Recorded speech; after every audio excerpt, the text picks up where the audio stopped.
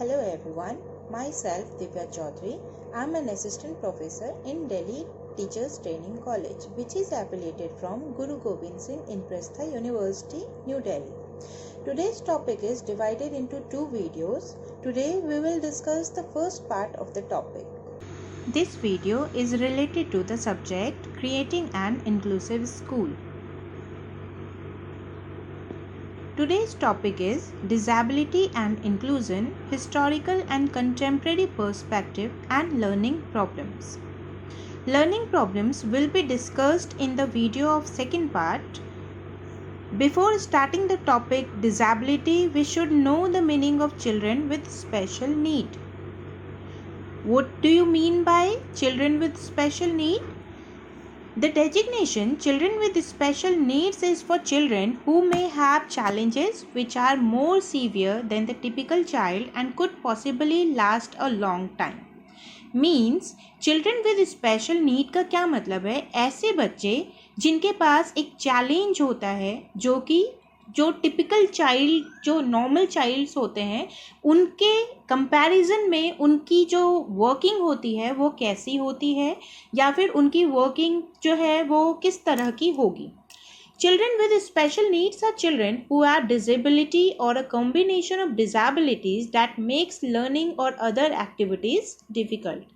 ऐसे बच्चे जिनको स्पेशल नीड्स की ज़रूरत होती है वो बच्चे में कोई एक डिज़ेबिलिटी होती है या कॉम्बिनेशन ऑफ डिज़ेबिलिटीज़ होती है जो कि उनकी लर्निंग को, उनकी एक्टिविटीज़ को और किसी दूसरी तरह की एक्टिविटीज़ को डिफ़िकल्ट बना देती है.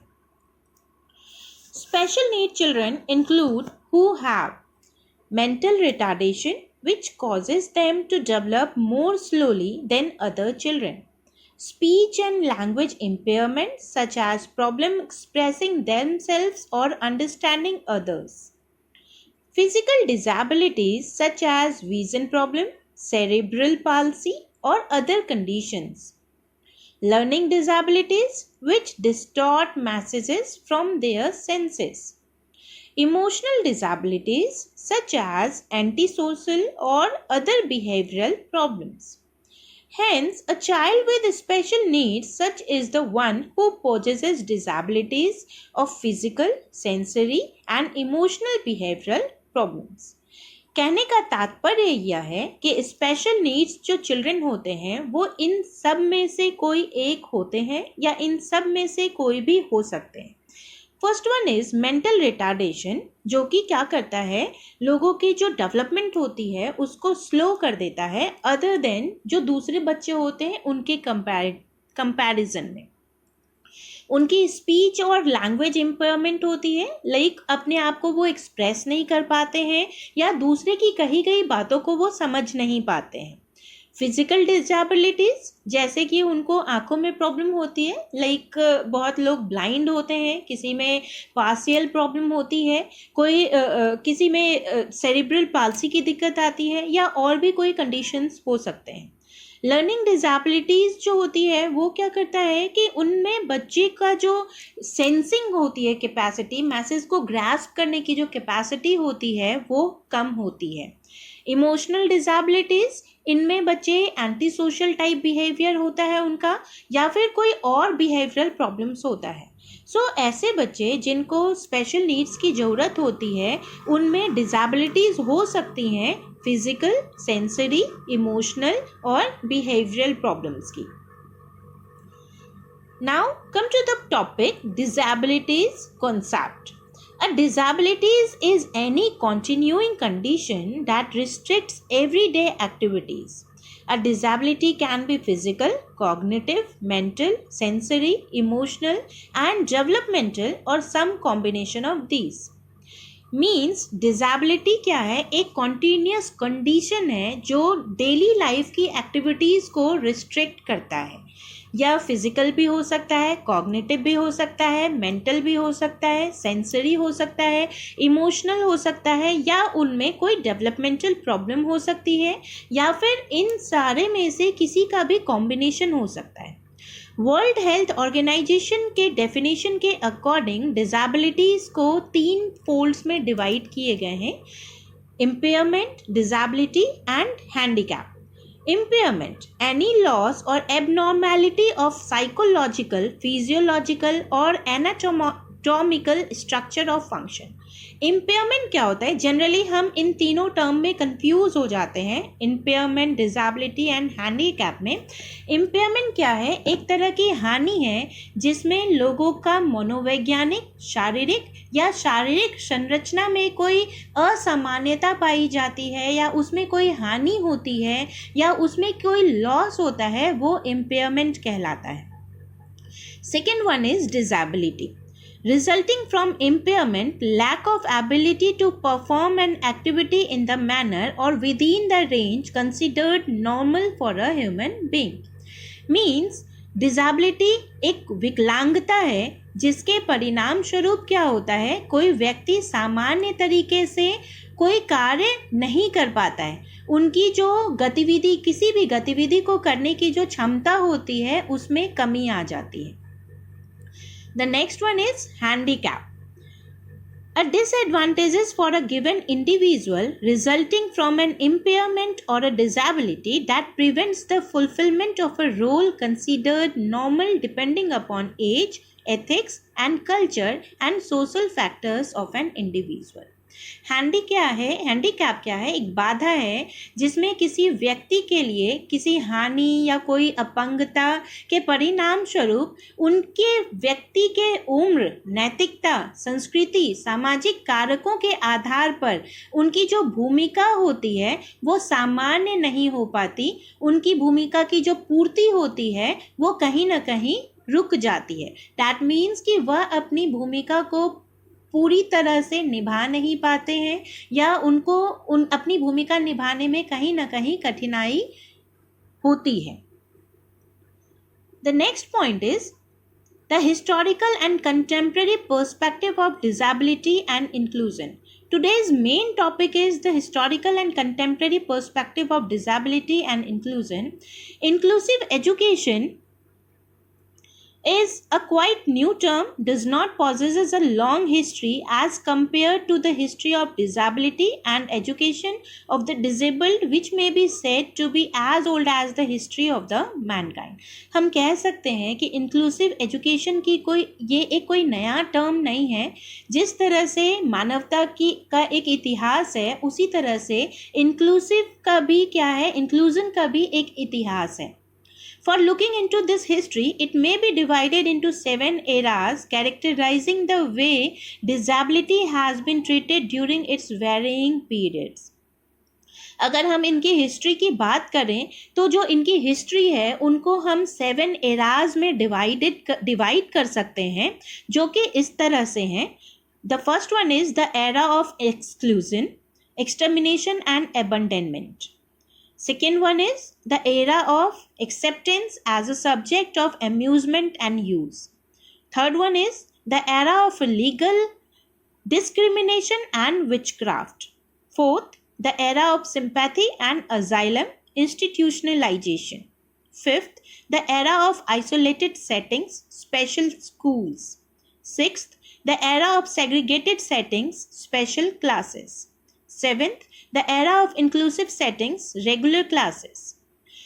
अब बारी बारी से हम 1 से लेकिन 7 तक के एराज को एक एक करके पढ़ेंगे. First one is the era of exclusion, extermination and abandonment. It represents the earliest history of treating disability. It was dominated by the philosophy of exclusion, serious attempts of excluding, that is, doing away with the disabled children from their very birth through the horrified measures like killing, mutilating, burning, abandoning, or making them vanish from the scene somehow. It means इस time पे क्या होता था, जो बच्चे ऐसे disabilities के साथ जन्म लेते थे उनकी विकलांगता के इलाज के लिए उनका बहिष्कार किया जाता था. बहिष्कार के रूप में वो क्या करते थे, विकलांग बच्चों को उनके जन्म से ही उनको दूर कर देते थे या फिर उनका परित्याग कर देते थे, उन पर उत्परिवर्तन करते थे या उनको जला देते थे या फिर जन्म लेते ही उनको मार दिया जाता था. इस तरह से इन सारी चीज़ों को करके वो चाहते थे, उस टाइम पे ये चीज़ होता था कि उन बच्चों को जो डिसेबल्ड हैं उन बच्चों को वहाँ से गायब ही कर दिया जाता था. The next era is the era of acceptance as subject of amusement and use of the disabilities. The era of amusement means instead of eliminating, abandoning, the disabled were being used for serving the purposes like servants, slaves, prostitutes, or making them an object of amusement at homes, circus, and other public places, or forcing them for begging to get monetary benefits. इनमें क्या होता था कि इन बच्चों को, जो ऐसे विकलांग बच्चे होते थे या जो डिसेबल्ड बच्चे होते थे, वे एक उपहास, मनोरंजन या एक तरह से किसी अन्य उपयोग के विषय के रूप में उनको काम में लाया जाता था. ऐसी विकलांगों को या इन बच्चों को वो क्या करते थे, नौकर, दास या फिर किसी घर में, सर्कस में मनोरंजन का साधन बनाकर रखते थे. किसी सार्वजनिक स्थान पर उनसे भीख मंगवाया करते थे जिससे उनको मौद्रिक लाभ या फिर पैसे का मुनाफा हो सके. तो इस तरह से हम देख सकते हैं कि इन एराज में अगर हम हिस्ट्री की बात करें इंक्लूजन की, तो बहुत ही भयानक और बहुत ही दर्द भरी ये दास्तां है, ये एक हिस्ट्री है कि इन बच्चों के साथ कितना बुरा किया जाता था, बहुत ही दयनीय स्थिति हुआ करती थी. Next one is the era of legal discrimination and witchcraft. It belonged to medieval period where the disability was dishonored and discriminated in the name of religious sanctity. The religious authorities like church labeled disabilities as impure and thus prohibited the disabled from active participation in the cult. The rulers in the collision with church made discriminatory laws depriving the disabled from inheritance and other privileges as citizens. Many of the women and disabled people were suspected and consequently tortured in the name of witchcraft during these days. इस era में, इस legal discrimination and witchcraft era में क्या होता था, कानूनी भेदभाव होता था या जादू टोना का युग आप इसे मान सकते हैं. इस पर क्या होता था, धार्मिक पवित्रता के नाम पर ऐसे लोगों को बदनाम किया जाता था या उनके बीच में भेदभाव किया जाता था. चर्च जैसे धार्मिक अधिकारी क्या करते थे, विकलांगों को अशुद्ध करार कर देते थे और इस तरह से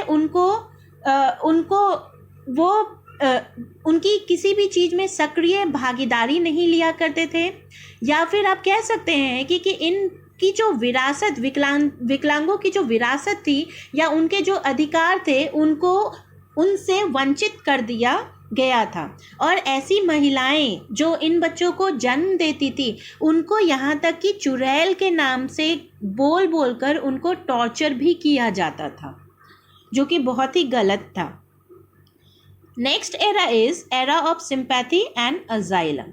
It was characterized by institutionalization. In this era, the saints' influence dominated the church and other religious authorities in the world. The disabled people were now began to be thought as a subject of pity, sympathy, and asylum, and consequently, many asylums and institutions were established during these days for their care and rehabilitation. Many times, this practice was also employed as a perceived need for society to protect itself against the harm the deviant, defective, or dependent might incur.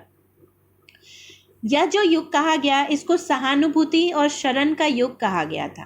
इस युग में संत का प्रभाव था.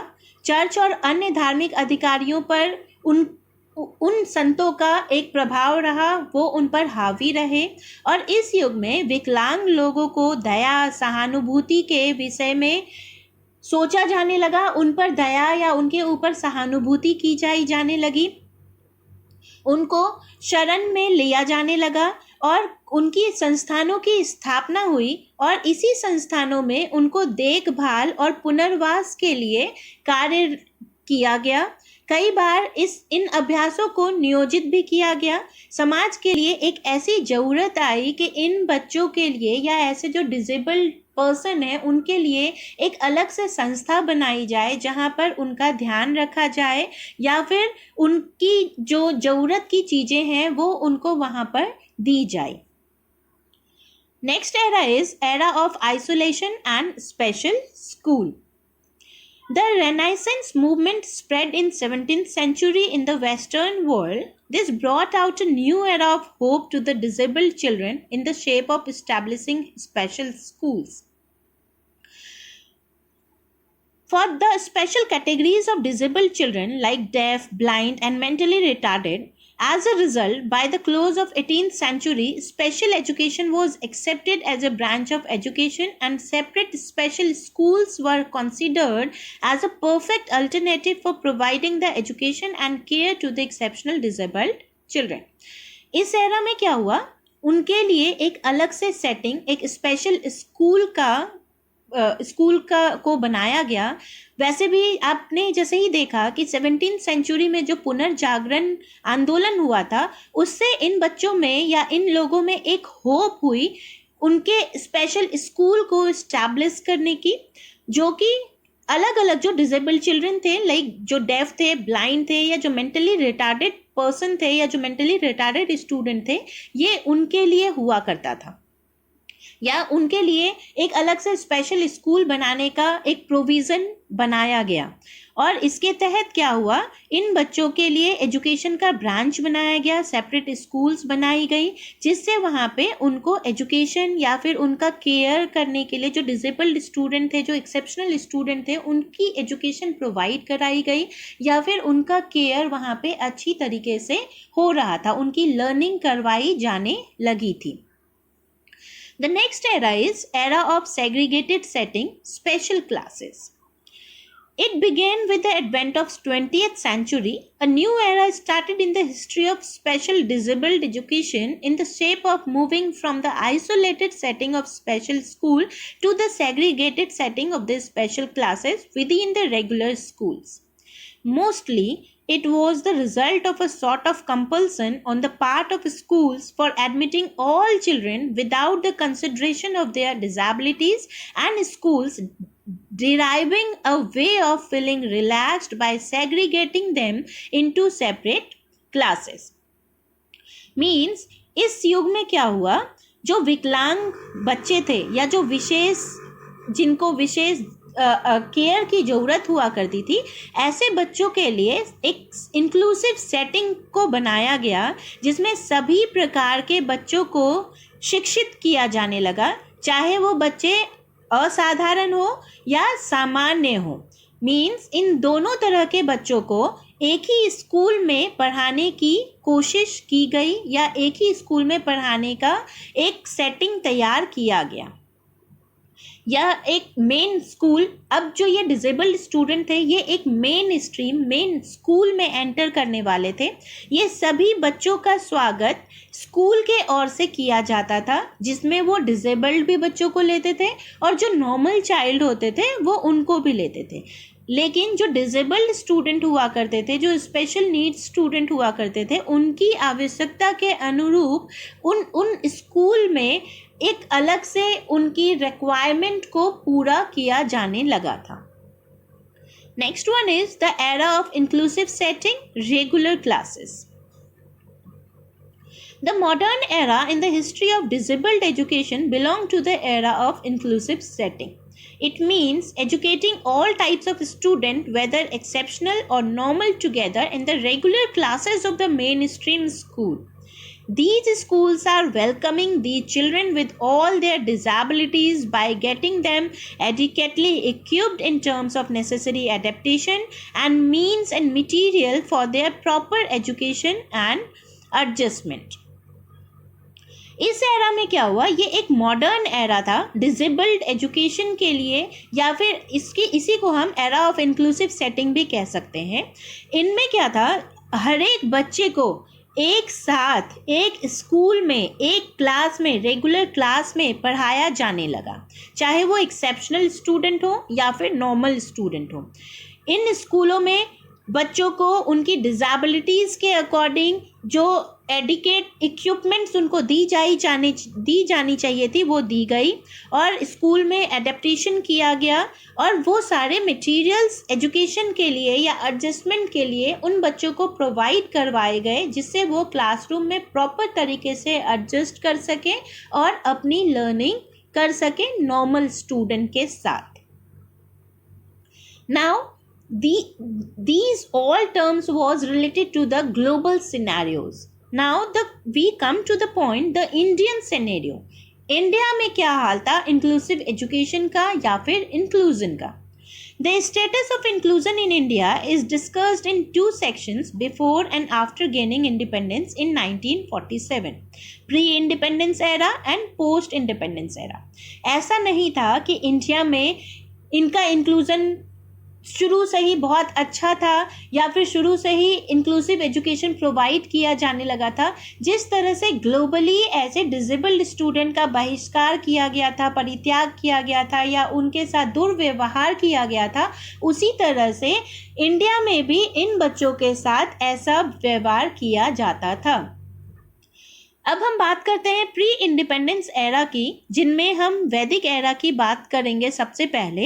इन Vedic era the great rishis and gurus were known to provide equal treatment to their pupils irrespective of their social status and exceptional or non-exceptional abilities.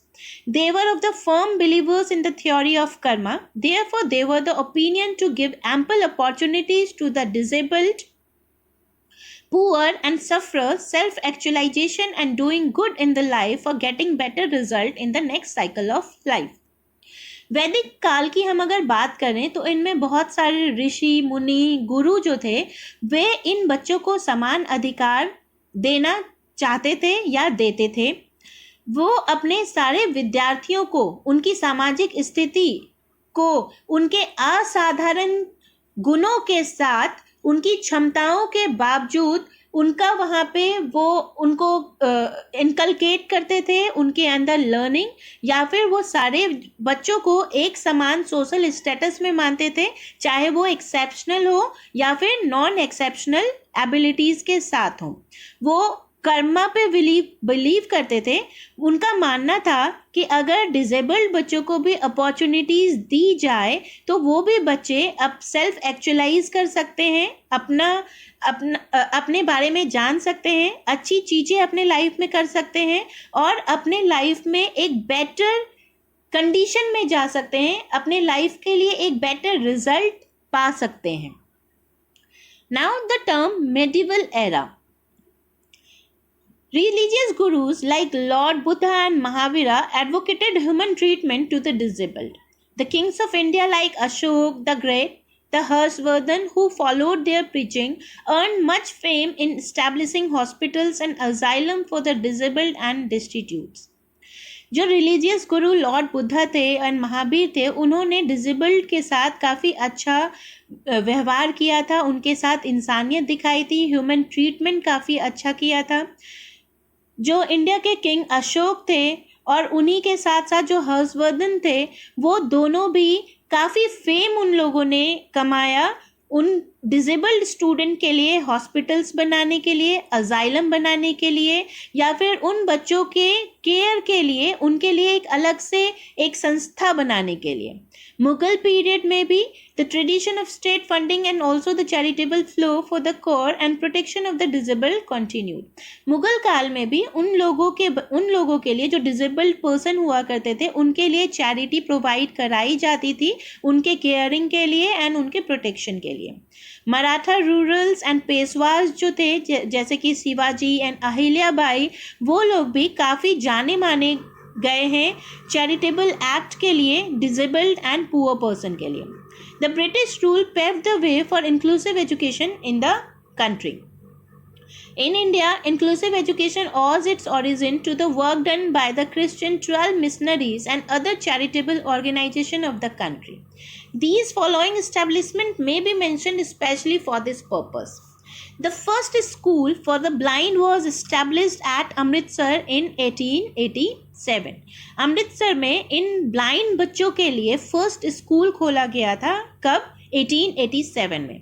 The first school meant for the special education of the deaf was established at Bombay in 1888. The first school for blind and deaf was started at Mysore in 1901. In 1906, the first government school, the Emerson Institute for the Blind, was started at Lahore.